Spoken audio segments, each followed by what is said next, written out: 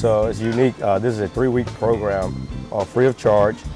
We provide lunch for them and breakfast. We teach them different home skills. Unfortunately, kids don't get to see real fire, but we get to simulate it with cones, and we get to do different drills with the students. We've just gone through it. We've been in the coats and the jackets and the bunker pants for so long, we've just had to deal with the heat.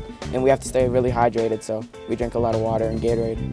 Because this camp is comprised of so many different people, working together has been sometimes a challenge, but it's also been really rewarding. A lot of the activities that we do require teamwork, like the relay races we do, the maze that we do together. We make everybody consider each other's family, because in the fire department, we're family. We're gone a third of our lives, so we try to teach the students, hey, you're here for 7 hours with these people, with these students, build relationships. So they do this. Next year, they'll be eligible for Fire Explorers. After Fire Explorers, at age 18, they can apply.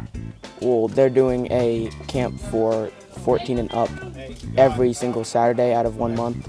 And they said that you're going to be able to rappel off buildings, and you can put on oxygen tanks and masks. We're empowering these students to see this career and to see it in a different light. It's not just putting fires out, it's also caring about people. So when I joined this camp, I wasn't really thinking about pursuing firefighting as a career, but throughout the course of this camp, I learned I really enjoyed the teamwork and the way everyone worked together to support and help other people in need with multiple scenarios, learning about different equipments, and because of that, it's now an option. I'm thinking about pursuing firefighting in the future.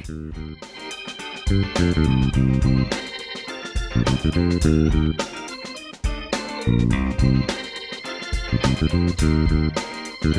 you.